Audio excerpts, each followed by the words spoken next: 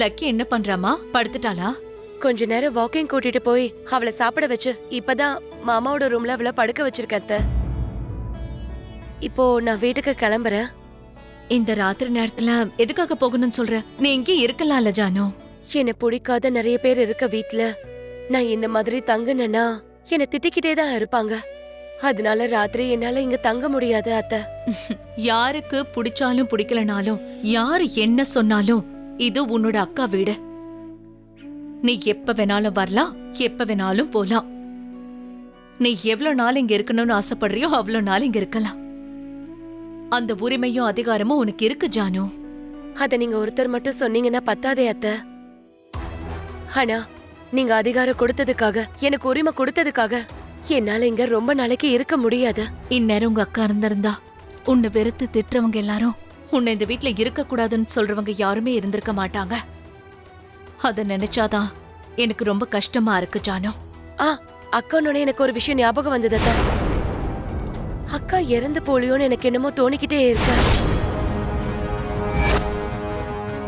எனக்கு தோன்ற மாதிரியே ஜானுக்கும் எதுக்காக தோணணும்? அக்கா உயிரோட தான் இருக்காங்கன்னு எனக்கு தோணுது.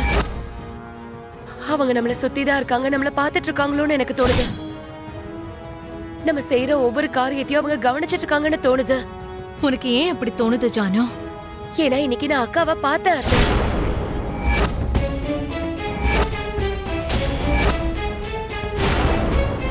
என்ன லக்ஷ்மி, நீ பாத்தியா? எங்க, எப்போ? அர்ஜுன் சாரோட பிசினஸ் பார்ட்டிக்கு போன அப்போ அங்க வச்சுதான் முதல் தடவையா நான் என்னோட அக்காவை பார்த்தேன். கிட்ட போய் பார்த்தப்ப காணாம போயிட்டாங்க. இன்னைக்கு கூட இந்த வீட்டோட கேட்டு முன்னாடி அக்காவை நான் பார்த்தேன் அத்தை. நான் கிட்ட போய் அவங்கள பாக்குறதுக்குள்ள மறுபடியும் அவங்க மறைஞ்சிட்டாங்க. என் கண்ணுல பட்ட அடுத்த செகண்ட் அவங்க காணாம போயிருக்காங்கன்னா அது பிரம்மன்னு கூட நம்ம நினைக்கலாம். ஆனா என்னால அது ஒரு பிரம்மையா எடுத்துக்க முடியல அத்தை. அது எனக்கு என்னமோ கண்டிப்பா உண்மையா இருக்குமோன்னு தோணுது.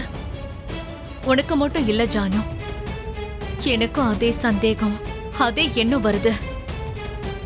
லக்ஷ்மி கண்டிப்பா உயிரோட தான் இருப்பா. என்னைக்காவது ஒரு நாள் நமக்காக அவ திரும்பி வருவான்னு நான் கடவுளை வேண்டி காத்துக்கிட்டு இருக்கேன். அப்படின்னா உங்களுக்கும் இதேதான் தோணுதா அத்தை? இப்ப வரைக்கும் எனக்கு இருக்கிறது சந்தேகம் தான் நான் நினைச்சேன். ஆனா உங்களுக்கும் இதே மாதிரி தோணுதுன்னா அப்ப கண்டிப்பா அது உண்மையாதான் இருக்க வாய்ப்பு இருக்கு அத்தை. பார்க்கலாம் ஜானு. கூடிய சீக்கிரமே லக்ஷ்மி இங்க வருவான்னு, அவ நம்ம எல்லார் கூடவும் சேர்ந்து ஒன்னா இருப்பான்னு நான் ஆசைப்பட்டுட்டு இருக்கேன். அந்த மாதிரி ஒரு நல்ல நேரத்தை அந்த கடவுள் எப்போ நம்ம வாழ்க்கையில கொடுக்க போறான்னு எனக்கு தெரியல. சரி, ஓகேங்க அத்தை. நான் இப்ப இங்க இருந்து கிளம்புறேன். சரிம்மா, ஜாக்கிரதை. சரி.